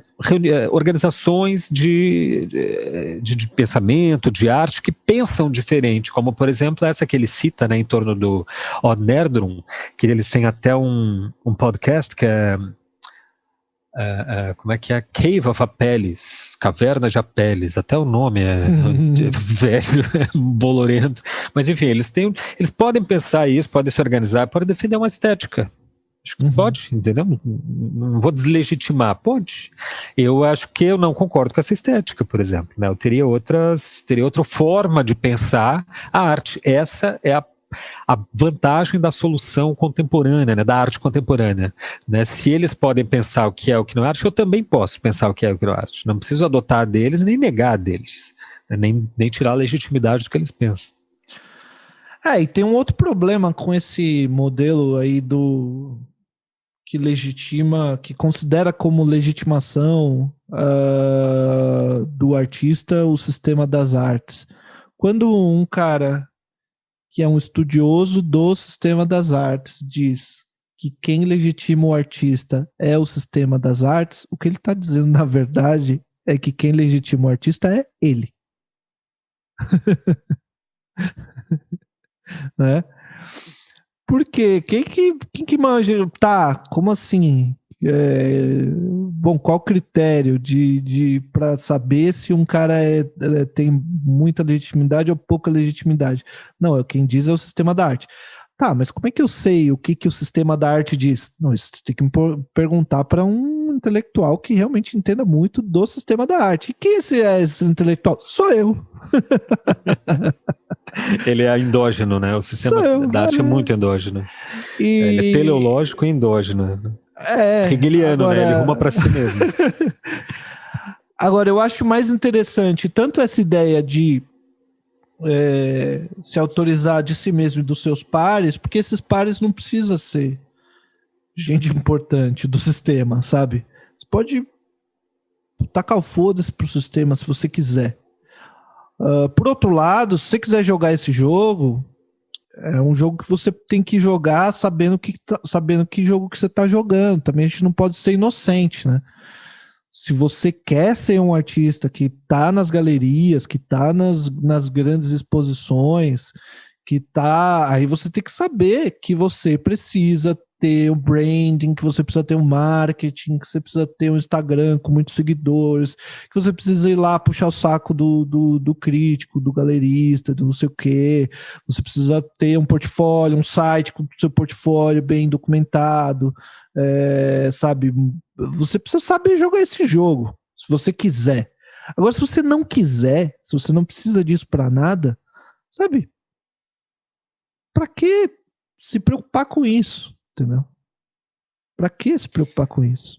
É muito mais saudável, eu diria assim, até aconselharia, e o ouvinte que tem esse tipo de dúvida, muito mais saudável você, em vez de esperar reconhecimento do sistema das artes, você se perguntar, Tivoi,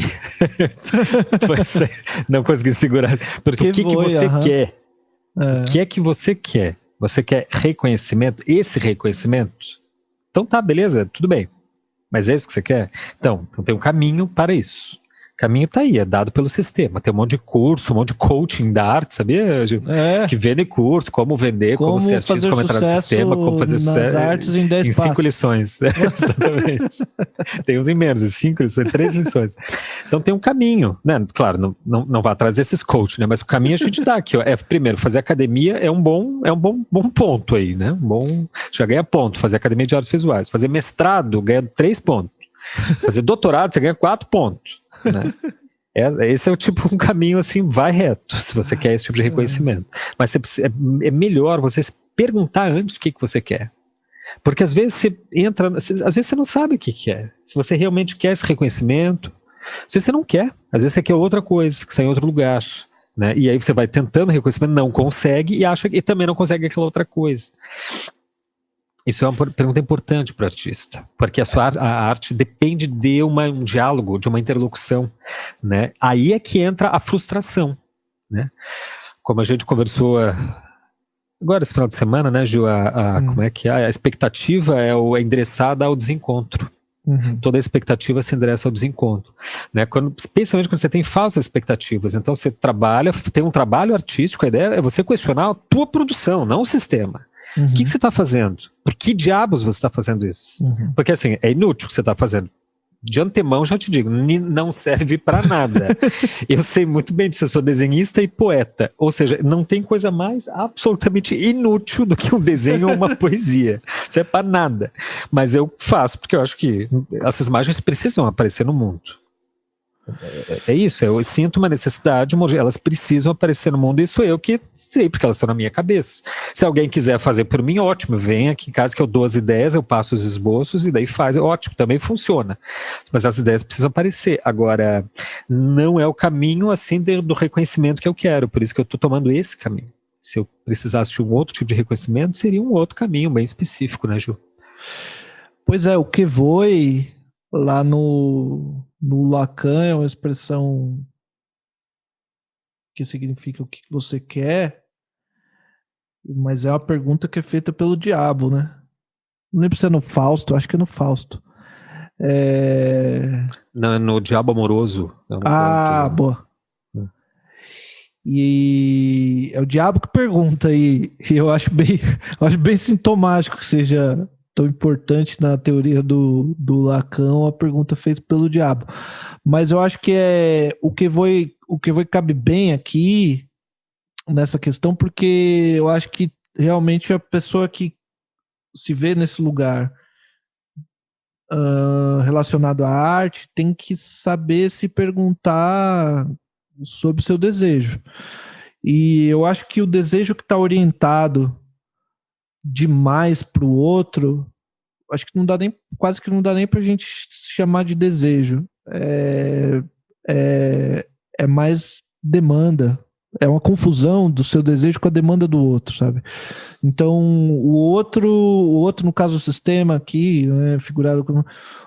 O sistema está demandando um artista que faz tal tipo de pintura, ou sei lá, que faz tal tipo de trabalho, que está tocando sobre tal tema, que é o tema da moda nesse momento, e que você enxerga aquele padrão, ou que está debatendo com o Belo, ou que seja, sei lá o que for, fazendo pintura do Soweto.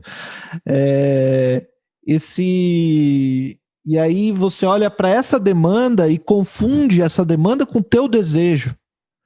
Isso é a fórmula para o desastre. Isso é a fórmula para o desastre. Isso é a fórmula para a frustração. Pode ter certeza. Bom, muito bom, pode crer. Agora, quando você... Eu acho que é mais interessante, aí tá mais próximo desse Kevoi, o artista que faz um trabalho e que você chega para ele e fala, o que você quer com isso aí? E ele olha e fala, não sei. Tem alguma coisa me faltando. Tem alguma coisa me faltando na vida. Tem alguma coisa me faltando dentro de mim, um buraco aqui dentro, que me parece que quando eu faço essa pintura aqui, esse trabalho, parece que eu tô fazendo alguma coisa com esse buraco, com essa falta. E aí, quando eu termino um trabalho, ele parece que preencheu. E aí, na segunda olhada que eu dou pro trabalho terminado, parece que não preencheu nada de... preencheu nada. Na terceira olhada, eu percebo que o que ele fez foi me ajudar a conviver com essa falta. A não tampar nada. Um pouco. Se tornou mais suportável essa angústia. Então, que a gente tá falando um pouco de sublimação, talvez, né? Que é uma forma de... A gente tá falando quase arte como terapia. De criar um podcast assim, né? Isso. Que é assim, ó, você não aguenta sua angústia, não aguenta viver, não aguenta o mundo, vem aqui, nós vamos te ensinar, vamos colocar um ovo na tua frente e um método em 5 lições para superar a sua angústia através da pintura. Angústia através, exato. Ó, a minha experiência com a arte é que ela me torna mais angustiado. Mas eu tenho fé que quando o artista ele não sabe muito bem o que está fazendo, ele não tem um conceito muito necessariamente muito bem resolvido, mas ele percebe que ele está correndo atrás de uma questão que ele, nesse trabalho, consegue fazer essa questão se movimentar de algum jeito. Ou seja, trabalhar com arte faz o seu desejo se mover. Eu acho que aí você está chegando num lugar interessante, independente desses outros critérios, do que as pessoas acham, do que o sistema acha, de que lugar. E eu te digo mais, eu acredito que se você está nesse lugar e você faz um trabalho bem feito no sentido de que está congruente com esse desejo teu mesmo, sabe? Eu acho que isso é um critério de obra de arte bem feita e obra de arte mal feita. Eu acho que um cara que não tem desejo nenhum de trabalhar com arte figurativa, com a boa representação, com a boa técnica da perspectiva, da luz e sombra, do não sei o quê, e faz esse tipo de trabalho porque acha que as pessoas vão gostar mais, esse cara faz uma arte muito ruim. Na minha opinião. Esse cara faz uma arte muito ruim. E agora, se eu gosto dessa arte ou não, aí é outro assunto. Eu posso até gostar do trabalho que ele fez. Mas eu acho que é um despropósito você fazer um trabalho cujo objetivo é cumprir uma demanda do mercado, entendeu? Acho que é um despropósito. A única saída, na verdade, que a gente tem no fundo, porque você pode também fazer uma projeção, um exercício de imaginação, e imaginar assim, ó, fulano ou você mesmo fez sucesso, enfim, se deu bem na vida, foi reconhecido pelo sistema, é convidado pelos curadores para entrar nas bienais, nas documentas, etc, etc. Ganhou inclusive dinheiro, que é um pouco mais raro, mas eventualmente acontece. Beleza, pensa na tua vida agora. Você não pode mais, por exemplo, fazer qualquer postagem de qualquer merda no teu Instagram, seja lá o que for, porque veja bem, o que você vai falar, né? Porque agora você tem projeção. Então você já tem que... Outra coisa, muita gente você vai ter que entrar em contato, porque também não dá para querer ir para Bienal sem falar com uma porção de gente. Né? Porque o caminho não é só você e o crítico de arte que existem, né? Tem um exército de diretores de cultura, enfim, de produção, né? Que vai estar em contato contigo o tempo todo te enchendo o saco, né? Tu vai receber convite para aparecer em coisas que você meio que não pode negar, né? Você vai começar a ter agora um patamar de produção que é cada vez mais alto, porque espera-se de você. Não é fazer uma coisa que daí tu te realiza, tu tá feliz, bate uma fotinha e posta no Instagram. Agora é nível profissional, meu caro.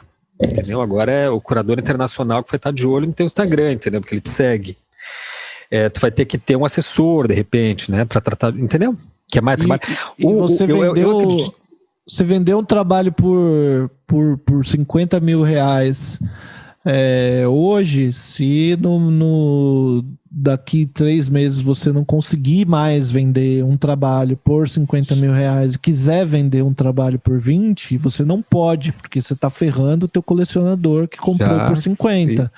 Já dançou, e daí, se você... Exatamente. Daí, nunca se mais você vão te chamar fizer isso, ninguém mais compra de você.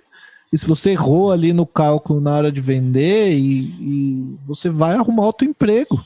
Porque dependendo dependendo do esquema, você vai poder... Se você é uma pessoa que produz muito, o curador, o crítico, o merchan já vai te cortar as asinhas. Porque quanto mais você produz, mais cai o valor do teu trabalho, certo? Exato. Se você não produz muito, ele também vai te puxar a orelha, porque você tem que produzir, afinal de contas, para ter uma exposição por ano. Isso, não interessa se você está com depressão, se você tá, então não tem essa querendo, fase não tá de, querendo. como é que é bloqueio criativo, caralho, não tem mais dessa, isso é luxo, isso é luxo nosso, enquanto você ainda não fez sucesso. Eu acho, Gil, que se 90% das vezes, o que a gente tem medo não é de fracassar. Porque fracassar a gente meio que já é, né? A gente já nasce fracassado. Né?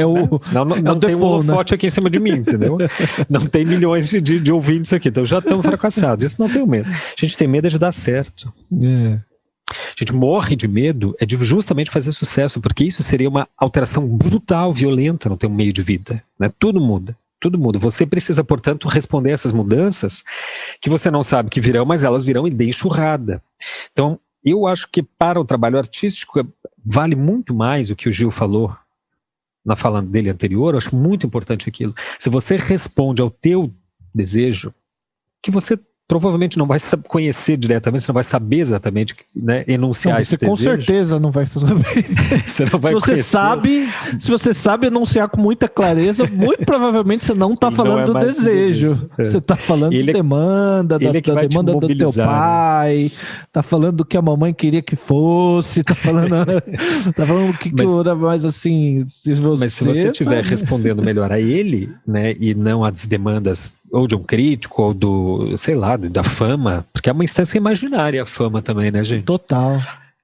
Seguidor no Instagram, você sabe que vendem, né? Sabe que dá pra comprar seguidor. Você compra 1.000, 5.000, 10.000, 50, né? Cada um tem um preço. Pode crer que metade das pessoas que tem 50, 100 mil seguidores comprou pelo menos uma boa parte, entendeu? Daí as outras vêm de lambuja, né? Porque daí as pessoas vêm, estão seguindo e todo mundo vai seguir. Se você responder melhor a esse seu desejo, de algum meio, você estará assim mais satisfeito e muito, inclusive terá muito mais chance de justamente fazer fama do que se você procurar a fama de uma forma consciente, sistemática. Tem uma série muito curiosa, não sei se você já assistiu, Gil, chama Tom. Não. No Netflix. É Tom, é um nome, porque é uma série, não sei se é alemã. É uma série europeia e o nome dele é Ton, é T-O-O-N, que é bem interessante, uma série divertida, leve assim, mas muito profunda, porque ela aborda esse tema da fama. É um sujeito lá, que é o Tom, que ele é o típico nerd, ele é um nerd fracassado, loser, que o que ele gosta de fazer? Comprar um Cheetos, um refrigerante, ficar jogando videogame em casa o dia inteiro. Esse é o desejo dele, é só isso. E a gente vê que ele vai assim, se esforça para fazer isso, entendeu? Porque ele constrói esse cenário. Esse é o lance dele. Ele gosta de jogar videogame assim, esqueçam de mim, não quero fama, não quero lofé, não quero nada. Se ele passa, sabe, bota aquela, como é que é o negócio, aquela touca de... aquela coisa da cabeça, né, para se esconder, vai da loja de conveniência para casa, da casa para loja de conveniência. E justamente por essa negação dele em aparecer, as pessoas veem nele alguma coisa muito extraordinária. Ele faz uma fama enorme sem querer, justamente porque não quer fazer fama. Essa série aborda muito bem esses sucessos assim meio espontâneos, que a gente vê todo dia, né? Todo dia tem um sucesso na internet. Um post que viralizou, um vídeo que não sei o quê, fulano que ficou famoso, que durou uma semana, porque ele fez uma coisa muito espontânea. E se você responder ao teu desejo, você vai responder ao desejo do outro. Sim. Se você estiver satisfeito com o teu trabalho, mas profundamente satisfeito, é muito mais fácil de que esse teu particular toque o global, toque o universal, do que se você tentar reconstruir as coordenadas do desejo alheio e tentar se basear por elas e produzir algo que você acha que vai fazer fama, que você vai fazer efeito, que vai chamar atenção, etc, etc. Faça o que você realmente quer. O difícil é descobrir o que você quer. Por isso que o diabo faz essa pergunta, né? Tchevoi, o que você quer? Porque é uma pergunta paralisante, você não sabe responder. O diabo é o que divide, né, Gil? Diabolo 2, ele divide em dois, vem daí o termo. É a frase do Leon Tolstói, né? Se queres ser universal, cante sua aldeia. A aldeia do desejo, essa que mora dentro da gente, que a gente não sabe direito o que é, quando você consegue cantar essa aldeia do desejo, e digo isso com a plena consciência de que é um trabalho para a vida inteira, você aprender a cantar essa aldeia do desejo no teu trabalho como artista, é um trabalho para a vida inteira. Não é assim, agora eu decidi pintar sobre o meu desejo. Não é por aí. É um trabalho, é uma conquista, é uma luta para chegar, enfim, lidar com isso. Quando você, mas eu acredito que quando você se aproxima um pouco disso, você faz um trabalho que tem algo, que tem uma substância, que tem uma coisa que tem uma autonomia, eu acho, que tem uma autonomia, que tem um traço, né, que fica ali uma marca, talvez até um estilo que venha dessa busca, talvez um tema que é muito próprio, muito específico da tua jornada, sabe, da tua história, e que não é da história de mais ninguém, porque você está indo atrás de algo que é o teu olhar para o mundo, sabe? E que em algum momento, eu realmente acredito nisso, que você seguindo desse jeito, vai chegar um momento que um crítico vai bater um olho, por acaso pode dar o azar de um crítico bater o olho no seu trabalho e falar, puxa, tem uma coisa interessante aqui. E, por acaso, essa coisa interessante que eu vi nesse trabalho tem a ver com aquele conceito que eu estou trabalhando na exposição que eu vou fazer no ano que vem. E aí ele vai pode te botar essa verdade. Isso. Eu acho que essa verdade essa honestidade consigo próprio, com o seu próprio... Né? E que é impossível de chegar quando nesses outros dois lugares, que é no cara que está obcecado pela técnica, esquece da arte. Porque tem também o oposto, né? O cara que se preocupa só com essa arte abstrata, eu ia falar abstrato, mas abstrato no sentido de conceito, né? Essa arte como algo que tarará, e que não pensa na técnica, e aí ele tem o problema oposto, que é o problema dele não conseguir desenvolver o desejo dele no trabalho artístico, porque ele realmente não domina a técnica o suficiente para fazer aquilo que ele quer. né? Então a técnica liberta você para ir atrás. Mas tem o outro cara também que ele fica obcecado com a técnica e esquece de refletir, de debater, de se degladiar consigo mesmo no seu trabalho, sabe? De abrir suas questões. Eu acredito muito que um artista chega nesse ponto de um trabalho mais universal, quanto mais ele tem coragem de falar dele. Não de falar dele de maneira narcísica, para aparecer, citar a sua história, mas de abrir lugares dentro de si que de repente você não teria coragem de mostrar para as pessoas, sabe? De dizer em público. É muito mais difícil agradar as pessoas se você quer agradar as pessoas. Exatamente. Porque primeiro que elas percebem que você está querendo agradar e as pessoas não querem responder para você. Elas não querem responder à tua necessidade de agradá-las. As pessoas querem também elas, entendeu? Se sentirem agradadas. E pelo que elas vão... Entende a diferença? Se você quer agradar as pessoas, você as coloca não no sentido de sentirem ser agradadas, mas no sentido de te agradar, de te responder. E elas não vão te dar isso. Isso a gente vê nos nossos trabalhos. Eu vejo, tem desenhos que eu faço, todo pensado, entendeu? Puxa, agora entendi esse conceito aqui, pá, fiz uma composição tem técnica, o conceito que tá fechado. Vocês não têm repercussão nenhuma. E tem outras coisas que eu faço meio espontaneamente, a coisa me surge assim de forma mais intuitiva, ou até nem tem grande técnica ali, e dá assim... centenas de curtidas, etc, né? Por quê? Porque a gente não sabe ou conhece o desejo do outro. Então, por que a gente está tentando agradar o outro se a gente sequer sabe o nosso desejo, vai saber o desejo dos outros? Muito difícil, né? Como eu digo sempre, Gil, todo mundo quer imitar Van Gogh, mas ninguém está disposto a cortar a orelha. Veja o que Van Gogh fez, né, cara? A vida inteira perseguindo, assim, obsessivamente uma coisa dele, que não dava... Ele queria sucesso, mas aquilo não dava, e ele não mudava o jeito de fazer. Ele precisava de dinheiro, sabia que o que ele fazia não vendia, mas não mudava o jeito dele fazer as mesmas coisas. Então ele foi direto e reto no seu desejo. Tá bom, tudo bem, terminou se suicidando, morrendo pobre e desgraçado. Okay. Não, a gente tá falando de arte, não estamos falando de não estamos falando de saúde mental. Saúde mental é outro assunto. Não tô dizendo que você tenha que ser romântico desse jeito, para se matar e se atirar, não. Tá? Não, mas eu também não estamos falando o contrário, eu não estou dizendo de forma alguma que se você for um grande artista, você vai ser feliz. Eu acho que até muito pelo contrário. Você quer ser feliz, seja medíocre.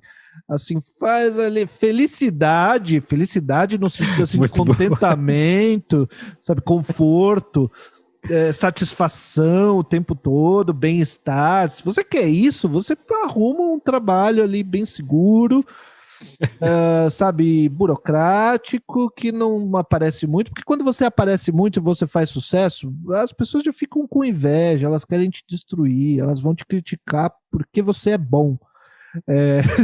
Sabe, porque se você é bom, você pode ter certeza que as pessoas vão te falar mal de você, vão te criticar, vão te odiar, pelo simples fato de que você é bom. Então isso já vai estragar um pouco o seu dia algumas vezes. Você se matou para ser bom no negócio, a pessoa vai lá e justamente por este motivo, porque você é bom, e vai tentar te destruir. Claro, os invejosos não invejam o que eles acham medíocre, os invejosos invejam as coisas que ele acha que deu certo. Você quer felicidade, seja medíocre. Agora, se você quer ser artista, tem que aprender a lidar com a dor também, né? Eu acho que não precisa doer para ser artista. Isso não. Eu acho que dá pra ser artista sem doer muito. Mas arte uma vez que você relacionar com a dor. Uma vez que você tá lá, né? Uma vez que você tá lá no lugar da arte, aí você vai ter que aprender a sujar a mão.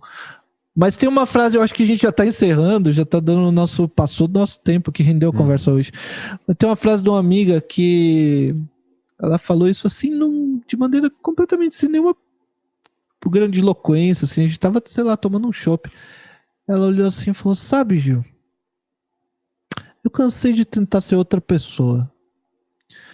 Porque a gente fica tentando ser outra pessoa e os outros não gostam da gente mesmo assim? Então eu prefiro ser percepção. muito. Então eu prefiro ser eu mesma. Porque tanto faz, sabe? Como dizia o Conde Rochester, que é o Conde Rochester, enfim, o escritor da inglês do 17, né? Metade das pessoas são idiotas ou as outras invejosas. Os idiotas que hoje te odeiam, amanhã te amarão. Os invejosos, nunca. Então é isso, entendeu? Não adianta você tentar responder a um ao outro, porque assim você não vai acertar. Eu colocaria uma terceira. Eu não gosto, eu acho muito pesado você dividir o mundo desse jeito que esse cara dividiu. Mas eu acho que tem uma outra categoria que são nossos amigos. E os nossos amigos, se você fizer um trabalho maravilhoso, lindo, perfeito, ele vai te dar um tapinha nas costas e vai falar: porra, ficou bom isso aí, hein, meu? E você vai ter aquela satisfação de ter feito um trabalho que seu amigo gostou. E se você fizer um trabalho que é uma bosta, ele vai olhar, se for um amigo legal, ele vai olhar e falar: qual bosta isso aí? E vocês dois vão dar risada e vão sair para tomar um chopp, e aquele dia vai ser tão legal quanto qualquer outro, né? E a crítica vai fazer sua função de crítica, que é: olha que legal, agora você sabe que aquele não é o caminho. Agora você sabe que tem que fazer outro tipo de trabalho.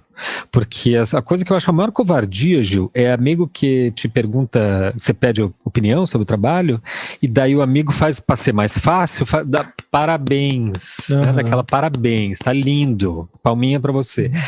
Esse é o mais fácil. Isso normalmente quem faz é os inimigos.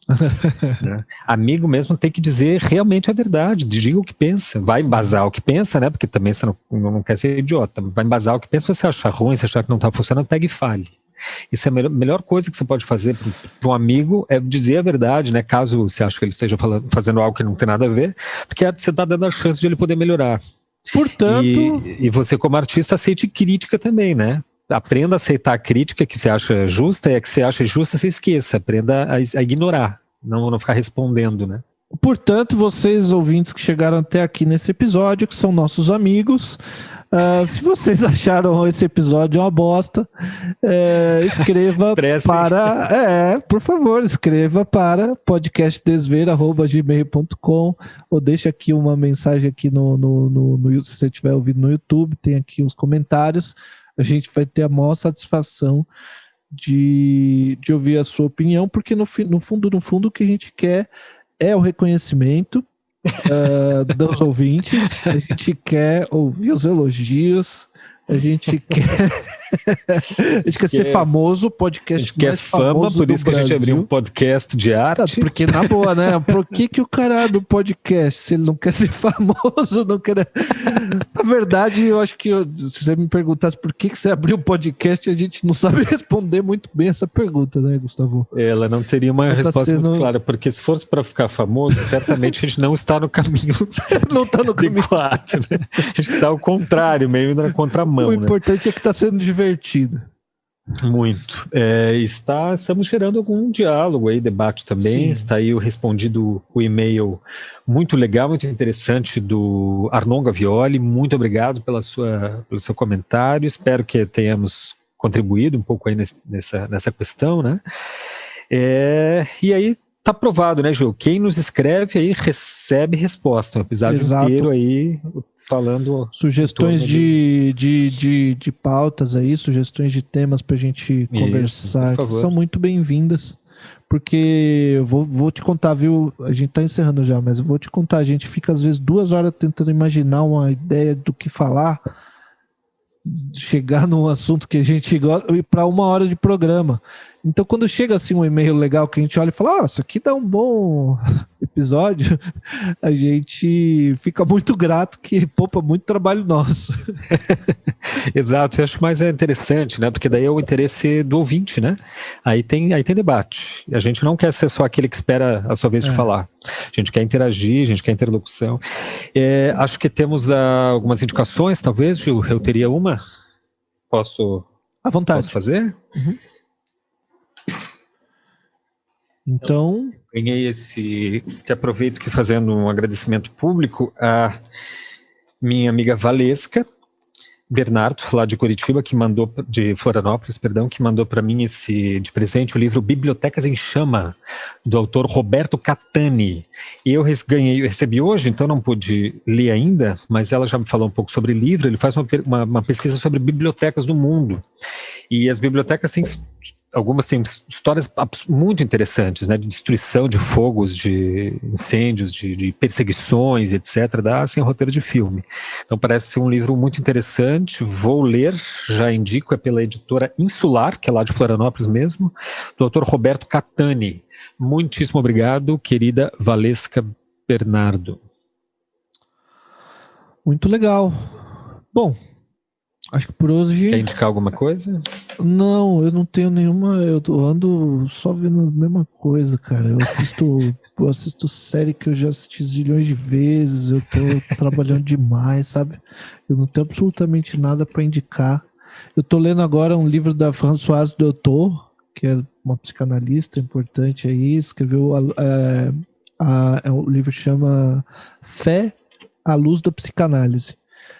Um livro muito, tá mudando minha vida, assim, um livro fazendo a ponte entre cristianismo e psicanálise, uma psicanalista do círculo do Lacan ali, e um livro muito fácil de ler, muito gostoso. Não é exatamente um livro sobre psicanálise, é um livro com, assim, um diálogo dela com o editor, muito profundo, assim, que às vezes você lê uma frase do livro já dá coisa para pensar por uma semana, assim. Muito legal para quem gosta desses dois temas, psicanálise e cristianismo. Françoise Doutor, Fé à Luz da Psicanálise. Acabei recomendando, né? Não era o objetivo, mas fica aí. Bom, encerramos por hoje, né? É isso. Beleza. Aí. Boa noite, valeu, ouvintes. Um abraço, até a próxima. Valeu. Até mais.